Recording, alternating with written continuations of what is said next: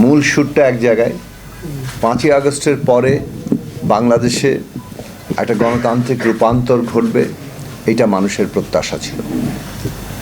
এখন এই গণতান্ত্রিক রূপান্তর ঘটার ক্ষেত্রে পদ্ধতিগত জায়গাগুলো কি হবে, কি ধরনের বিষয়ে করলে গণতান্ত্রিক রূপান্তরটা সত্যিকার অর্থে ঘটবে, এই বিষয়ে আমাদের আলাপ আলোচনা শুরু হয়। কিন্তু যথার্থ গুরুত্বের সাথে এই আলোচনাগুলোর দিকে আসলে সবাই মনোযোগ দিয়েছেন, কিংবা বিশেষভাবে যারা একটা সরকার পরিচালনার দায়িত্বে আছেন তারা যে খুব গুরুত্বের সাথে এই প্রশ্নগুলোকে বিবেচনা করেছেন, সেটা আজকের বাস্তবতায় আমরা অনেক ক্ষেত্রে সেটা আর মনে করতে পারছি না। আমাদের এইটা আমরা শুরু থেকে একটা কথা বলেছিলাম, এই জাগতিক জীবনের সভরেন কে সার্বভৌম?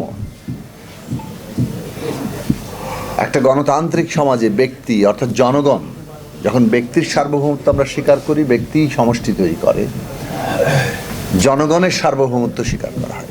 ফলে জাগতিক এই রাষ্ট্রীয় জীবনে যখন জনগণের সার্বভৌমত্বকে আমরা স্বীকার করি, তখন জনগণের অংশগ্রহণের ভিত্তিতেই কিন্তু পুরো পরিকল্পনাটা রূপান্তরটাকে করতে হবে। পদ্ধতিগত দিক থেকে জনগণের অংশগ্রহণের এই প্রশ্নকে কোনোভাবেই এড়িয়ে যাওয়ার কোনো সুযোগ নেই। এইটাকে যদি যথার্থভাবে গ্রহণ করা হতো, তাহলে আজকে একদিকে জনগণের প্রত্যাশা, অন্যদিকে এই যে জনগণের প্রত্যাশাকে লক্ষ্য হিসেবে ওই লক্ষ্য অর্জনের জন্য পদ্ধতিগত দিক,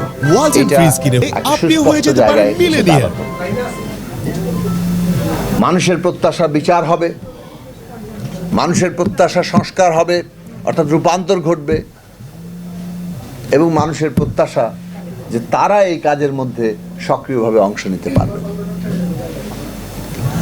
আমরা শুরু থেকে একটা কথা বলেছি যে বিচারের ব্যাপারে মানুষ দৃশ্যমান অগ্রগতি দেখতে চায়। আপনারা এই বিষয়ে কিছুটা অগ্রগতি হয়েছে, বিচার শুরু হচ্ছে, এটা নিঃসন্দেহে মানুষের মধ্যে স্বস্তি তৈরি করবে, আশাবাদ তৈরি করবে। সংস্কারের ক্ষেত্রেও আপনাদের উদ্যোগগুলো নিয়ে আমরা কথা বলেছি। আমরা প্রস্তাব করেছিলাম যে এখানে বিভিন্ন বিষয়ে কমিশন করা হোক, সকলের মতামত নেওয়া হোক, এবং আলোচনাযোগ্য বিষয়গুলোকে প্রস্তাব আকারে হাজির করা হোক, এবং তারপরে সকলের মধ্যে মতামত নিয়ে যেসব প্রশ্নে আমরা ঐক্যমত্য হব সেগুলো এক জায়গায় করা হোক, যেগুলো প্রশ্নে দ্বিমত থাকবে সেগুলো আলাদা করা হোক। এখন দ্বিমতের ফয়সালা কিভাবে হবে? সমাজ যেহেতু গণতান্ত্রিক, যার ফলে বহু পক্ষ আছে, এইখানে সবাই তো একমত হয়ে যাবে না। এখন সবাই যেহেতু একমত হবে না, কাজেই কোনো কোনো প্রশ্নে একমত হবে, কোনো কোনো প্রশ্নে দ্বিমত থেকে যাবে। আমরা কি পদ্ধতিতে এই যে রাজনৈতিক উত্তরণের কাজটা সম্পন্ন করব কিভাবে? যেসব প্রশ্নে আমরা একমত হয়েছি সেই সব প্রশ্নগুলো আমরা সহজেই বাস্তবায়ন করতে পারি, কেননা দ্বিমত তোলার মতো জায়গা সেখানে কম। দ্বিমত কেউ উত্থাপন করেনি। যদি জনগণের দিক থেকে অর্থাৎ রাজনৈতিক পক্ষগুলোর বাইরেও কেউ দ্বিমত তুলতে চায়, তখন সেই দ্বিমতের মীমাংসা নির্বাচনের মধ্যে দিয়ে হবে, অথবা রাজনৈতিক দলগুলোর মধ্যে যে দ্বিমত আছে সেই দ্বিমতেরও মীমাংসা নির্বাচনের মধ্যে দিয়ে হবে। যখন একটা নির্বাচন থাকে না, যখন একটা রাজনৈতিক সংগ্রামে সরাসরি শক্তি প্রয়োগের বাস্তবতা থাকে না, তখন রাজনৈতিক দলগুলোই কিন্তু জনমতের প্রতিফলন ঘটায়, তার প্রতিনিধিত্বকে নিশ্চিত করে। কাজেই রাজনৈতিক দলগুলোর মধ্যে যে ঐকমত্য হচ্ছে, সে ঐকমত্যটাকে একটা জাতীয় সনদ হিসেবে ধরা যেতে পারে। দ্বিমতগুলো নিয়ে আমরা নির্বাচনে যেতে পারি। কাজেই নির্বাচন কেবল জনগণের অংশগ্রহণ নয়, এটা আমরা যে সংস্কার প্রক্রিয়ার কথা বলছি, গণতান্ত্রিক রূপান্তরের কথা বলছি, নতুন বন্দোবস্তের কথা বলছি, সেইটার একটা গুরুত্বপূর্ণ অংশ। কিন্তু আমরা শুরু থেকেই দেখলাম হঠাৎ করে যেন নির্বাচন আর সংস্কারকে একটা মুখোমুখি দাঁড় করানো হলো, এমনকি বিচারকেও প্রায় মুখোমুখি দাঁড় করানোর চেষ্টা করা হলো। এই যে বিচার, সংস্কার, নির্বাচন, এটা পরস্পর সম্পর্কিত, ঘনিষ্ঠভাবে সম্পর্কিত। একটা ছাড়া আরেকটা আসলে তার লক্ষ্য অর্জন করতে পারে না। এই প্রশ্নটাকে গুরুত্বের সাথে বিবেচনা না করার ফল হচ্ছে আজকে ঐক্যের মধ্যে ফাটল ধরছে, আজকে আস্থার মধ্যে একটা বিরাট সংকট সৃষ্টি হচ্ছে, এবং সরকারের সাথে রাজনৈতিক দলগুলোর এমনকি রাষ্ট্রীয় প্রতিষ্ঠানের মধ্যেও একটা দূরত্ব, অনাস্থার জায়গা আমরা দেখতে পাচ্ছি। এই বিষয়গুলো মোটেই আমাদের জন্য কোনো ইতিবাচক ব্যাপার নয়, কারণ এই ধরনের অনাস্থা, এই ধরনের দূরত্ব আমাদেরকে এমনকি বিপর্যয়ের মধ্যে ফেলতে পারে। রাজনীতিতে অনেকগুলো কথা চলে এসছে। নির্বাচন কি আদৌ ঘোষিত সময়ের মধ্যে হবে, অর্থাৎ এই ডিসেম্বর থেকে জুনের মধ্যে? সরকার কি প্রলম্বিত হবে? অনিশ্চয়তা কিভাবে চলতে থাকবে? এই প্রশ্নগুলো এসেছে। এই প্রশ্নগুলো যখন এসেছে এবং এইটা পুরো রাজনৈতিক পরিস্থিতি, এমনকি অর্থনৈতিক পরিস্থিতিকে ক্ষতিগ্রস্ত করছে, তখন সরকারের একটা দায়িত্বের মধ্যে পড়ে দেশের স্বার্থকে সবার আগে আনা।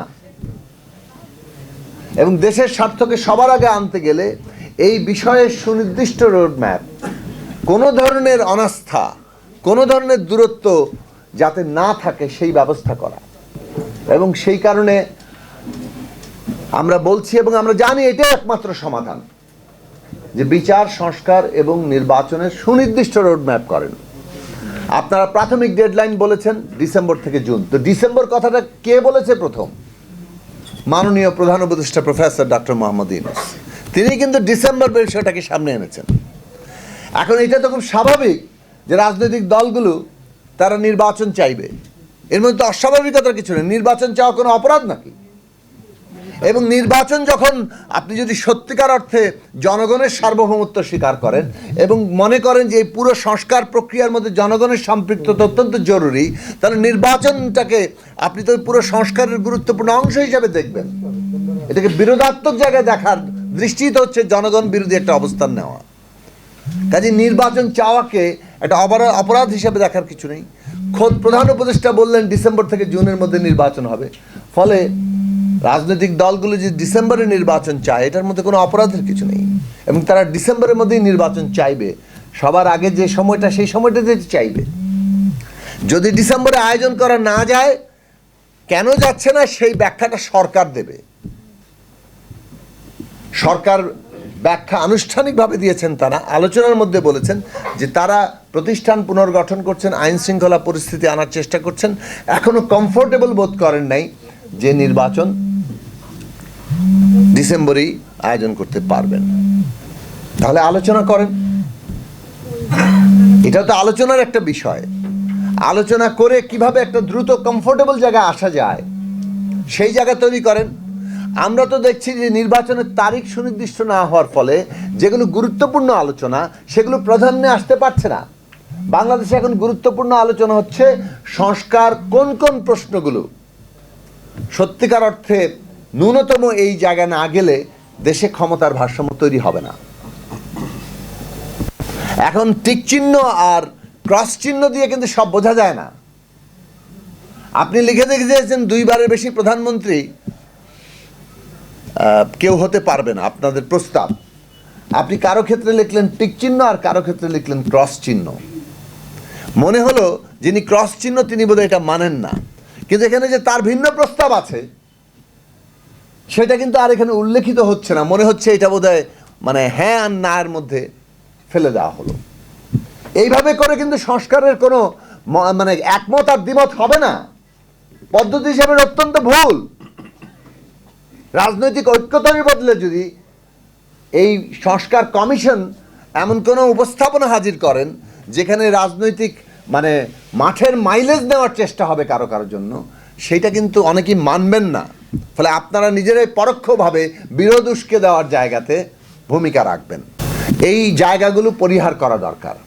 সত্যিকার অর্থে কোন জায়গাতে ক্ষমতার ভারসাম্য তৈরি হওয়ার জন্য অপরিহার্য সংস্কার, সেই জায়গায় আমরা ঐক্যমত্য হতে পারছি কিনা। যদি না হতে পারি তাহলে সেটা নির্বাচনের ম্যানিফেস্টোতে যাবে।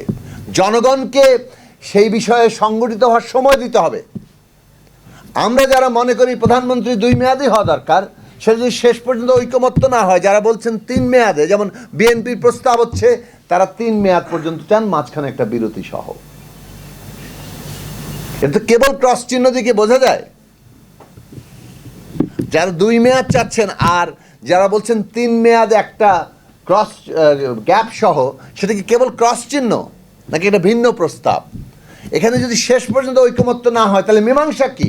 মীমাংসা হচ্ছে জনগণের কাছে যাওয়া, জনগণের কাছে যাওয়া, জনমত সংগঠিত করার এই যে কাজটি, সেটা আমরা করতে পারছি না। কারণ নির্বাচনই কবে হবে আর সংস্কারের এই জায়গায় কোন জায়গায় বিরোধ এবং ঐক্য, সেটাতে এখনো পর্যন্ত ফয়সালা হয়নি। আপনারা 15 জুলাই পর্যন্ত সময় নিয়েছেন, ভালো কথা। 15 জুলাইয়ের মধ্যে এই বিষয়ে কতটুকু ঐকমত্য হলো, কোন কোন বিষয়ে দ্বিমত আছে, কারণ এগুলো অনেকগুলো এখনো নেগোসিয়েশনের বিষয়, এখানে অনেকগুলো বিষয় আলোচনার বিষয়। রাজনৈতিক দলগুলো যেমন ঐকমত্য কমিশনের সাথে আলোচনা করছেন, তেমনি রাজনৈতিক দলগুলো নিজেরা আলোচনা করছেন, এবং অনেক জায়গায় নেগোসিয়েশনের মধ্যে দিয়ে অর্জন করা সম্ভব যদি আস্থার সম্পর্ক থাকে। তাহলে সেই জায়গাগুলো আমরা সম্পন্ন করি, আগে ভাগে এমন বিরোধ সৃষ্টি না করি যাতে যা অর্জন করা সম্ভব ছিল সেগুলো থেকে আমরা পিছিয়ে পড়ি। কাজে আমরা যে সমস্ত প্রশ্নগুলো এখনো অর্জন করা সম্ভব সেগুলো দ্রুততম সময় 15 জুলাইয়ের মধ্যে করি। নির্বাচনের সময় ঘোষিত হলে তাহলে যে সমস্ত বিষয়ে দ্বিমত আছে সেগুলো নিয়ে আমরা জনগণের কাছে যেতে পারি। জনগণ যে সংস্কার প্রস্তাবকে বেশি সমর্থন দিবেন, নির্বাচনে বিজয়ী করবেন, সেই সংস্কার প্রস্তাবে কিন্তু বাস্তবায়িত হবে। তাই জনগণকে সেখানে সিদ্ধান্ত দিতে হবে। এটা ধরেই নেওয়া হয়েছে যে একটা দলই জিতবে, কাজেই আমাদের বোধহয় কোনোভাবে চালাকি করে বুদ্ধিশুদ্ধি করে একটা ঢুকিয়ে দিতে পারলেই বোধহয় একটা সংস্কার হয়ে গেল। যতক্ষণ না পর্যন্ত সকল পক্ষ সম্মত হচ্ছে, এটা বুদ্ধি করে ঢুকিয়ে দেওয়ার ব্যাপার নয়, এটা চর্চারও ব্যাপার। সুতরাং সেই দিক থেকে আমাদের জনগণের কাছে এটা যাওয়াটা অত্যন্ত জরুরি। এই সংস্কারের বিষয়গুলো নিয়ে কেবল শুধু সেটা নয়, নির্বাচনের পরিবেশ অত্যন্ত গুরুত্বপূর্ণ। সরকার বলছে যে পরিবেশের বিপরীতে তারা এখনো কমফোর্ট ফিল করছেন না, তো পরিবেশের প্রশ্নটাও তো আলোচনা হতে পারছে না। নির্বাচনের তারিখ ঘোষণা করলে আমাদের কনস্টিটিউয়েন্সিতে কিংবা ওখানে অনেক নেতৃবৃন্দের কনস্টিটিউয়েন্সিতে যে যথার্থভাবে আইন শৃঙ্খলা বাহিনী নিরপেক্ষ ভূমিকা রাখছে না, পক্ষপাত দেখাচ্ছে, সরকার নিজেও পক্ষপাত দেখাচ্ছে, আইন শৃঙ্খলা বাহিনী সরকার না কার কথা শুনছে, এইসব প্রশ্ন নিয়ে যে কথা বলা, সেটাও তো বলাই যাচ্ছে না। এইগুলো কথা বলার মধ্যে দিয়ে কিন্তু সামনে পরিস্থিতি ঠিক হবে এবং এই প্রতিষ্ঠানগুলো যথার্থভাবে কাজ করতে শুরু করবে। সুতরাং নির্বাচনের জায়গা আজকে রোডম্যাপ সুনির্দিষ্ট হওয়া, তারিখ সুনির্দিষ্ট হওয়া, এটা এই যে পরিস্থিতির কথা বলা হচ্ছে, মানে আইন শৃঙ্খলা পরিস্থিতি, নির্বাচনের পরিবেশ, তার জন্য জরুরি।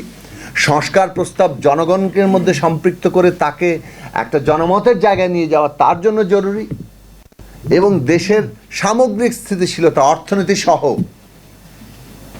খুবই গুরুত্বপূর্ণ জায়গা, এইটার জন্য জরুরি। এই কাজটা আপনারা কেন করছেন না সেটা বোধগম্য এখনো পর্যন্ত হয়নি, এবং এই বোধগম্য না হওয়ার মধ্যেই কিন্তু দূরত্ব এবং অনাস্থার জায়গা। সুতরাং সরকারের কর্তব্য দূরত্ব এবং অনাস্থাকে জিয়ে রাখা নয়, বরং দ্রুত এই দূরত্ব এবং অনাস্থাকে কমিয়ে নিয়ে আসা এবং একটা সুস্পষ্ট জায়গায় দাঁড়ানো। বাংলাদেশে আরেকটা গুরুত্বপূর্ণ সমস্যা তৈরি হচ্ছে। বাংলাদেশের নিজেদের প্রয়োজনে আমাদের বিচার, সংস্কার, নির্বাচন দরকার, কিন্তু ভারতের কোন মিডিয়া কিংবা কোন রাজনৈতিক ব্যক্তি বাংলাদেশে নির্বাচন চাইল আর এইখানে নির্বাচনের দাবি করা ভারতের ইচ্ছা অনুযায়ী হচ্ছে বলে অনেকে মনে করা, এই ধরনের প্রচার করা অত্যন্ত বিপজ্জনক,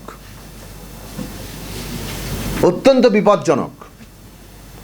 আমরা ভারতীয় সহায়তায় বলবো, তাদের পৃষ্ঠপোষকতায়, তাদের এমনকি আধিপত্যের মধ্য দিয়ে শেখ হাসিনা সরকার এইখানে জনগণের ভোটের অধিকার কেড়ে নিয়ে একটা যে স্টিম রোলার ফ্যাসিস্ট শাসন চালিয়েছে, তার বিরুদ্ধে একটা ঐক্য গড়ে উঠেছে দেশে,